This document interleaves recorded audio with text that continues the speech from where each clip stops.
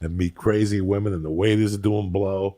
And still. Wow. You can't get your order of food because the waiter forgot he's in the back cutting a gram. And when he comes to you, he's fucking sweating. The guy playing the guitar was the Coke salesman. So he would come to the table and you throw money into the hole and he would pop up his arm and a Coke rock would fall out. And he'd go, it was crazy. I've seen them carry out, who's the big time director now that did Pulp Fiction? Tarantino. I seen him carry him out of there like somebody had punched him with a hammer.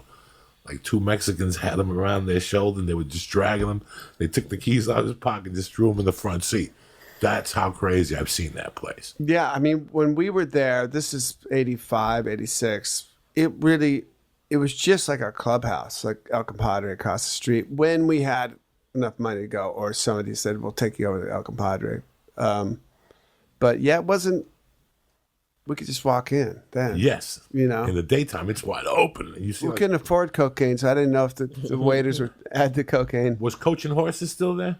Was there at that time, 2 blocks up? I don't know. From Curson? We didn't wander up. You just stayed behind the Guitar Center, Sunset Grill. You know what I mean? Yeah, all that shit. Yeah.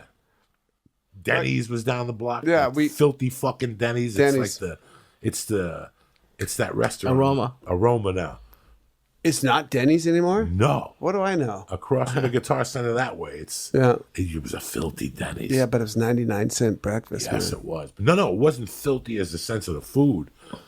I was in there eating like late night one night. Some crack hooker just sat next to me and started playing with my hair.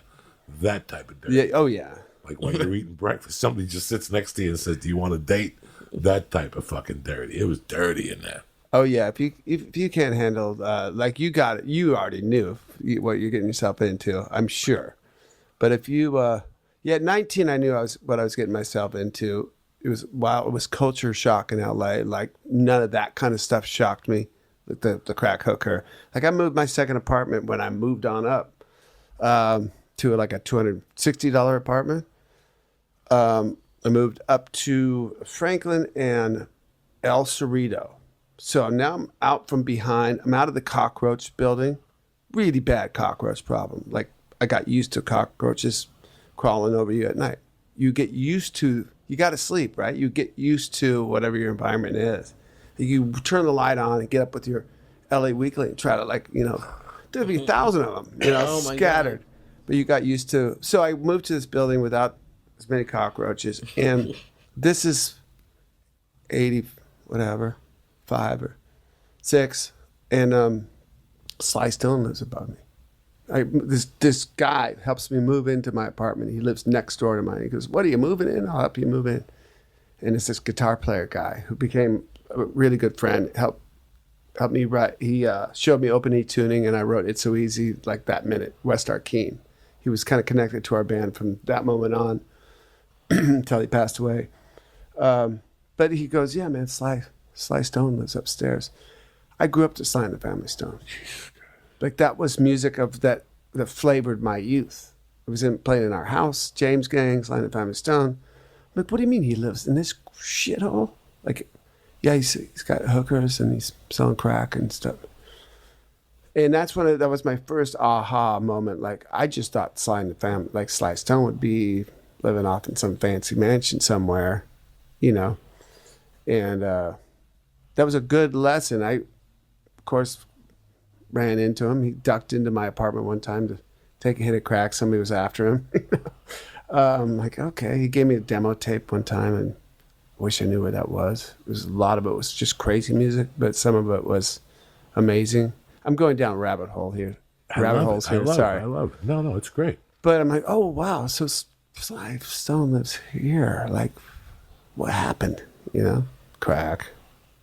That's what happened in that case. But I don't know what I was getting at.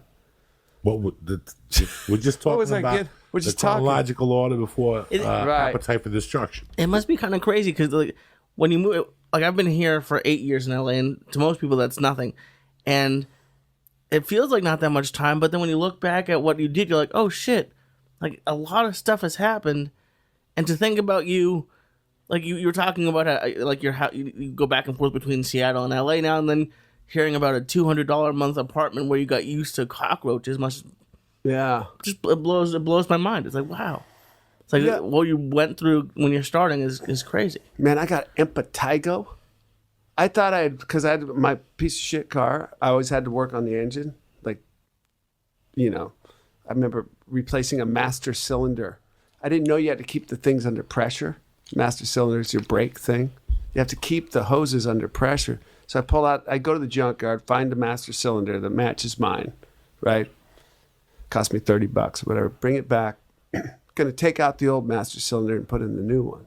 That's for your brakes, right? But the hoses and the brake fluid you have to keep under. So I take this thing out and all this brake fluid goes flying.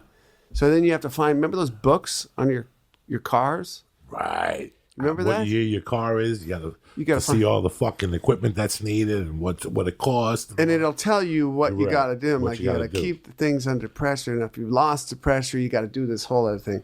My point to that is not how to fix a master cylinder in a 71 goddamn Maverick.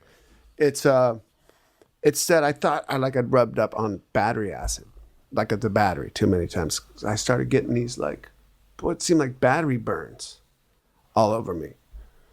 And I met some woman, her dad was a doctor, and he said, okay, you got battery acid burns on it. Like, it's like on my waistline. Like, you use, whatever it was, baby powder, something, tried that, it got worse. And she's like, oh, you should probably go to, I don't know, a free clinic or something. Her dad was a pharmacist. That's what it was. It's all coming back to me now. I put the impetigo out of my fucking brain. Impetigo you get when you're extremely dirty. I go to this free clinic, and I've been keeping myself clean, but my apartment was fucking dirty. Like, you couldn't clean the filth out of this fucking place. And impetigo is like a thing third world babies get. It's this like bacteria. So I got impetigo from that first apartment. Jesus. Wasn't battery acid burns. And like to you, was it exciting to be in Hollywood, even though you were in that shitty apartment? Like, you thought Northridge was. That's like it's like the suburbs. When I got the yeah. Like were you like super excited to be there and like it wasn't like hey, I'm in Hollywood. It wasn't like the movie. I wasn't in Hollywood for the movies. I wasn't in Hollywood for.